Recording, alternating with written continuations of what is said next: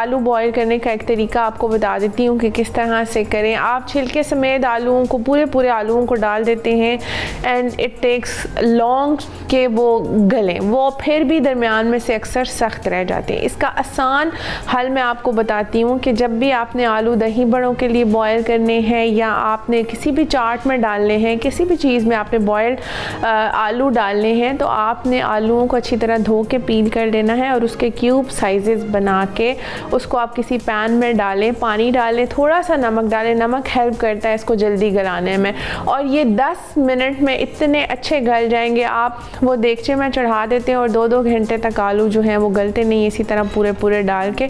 तो ये शॉर्ट और ईजी तरीका है आलूओं को गलाने का, और इससे ये होता है कि आलू काले भी नहीं पड़ते हैं जितनी देर भी आप इनको रख लें।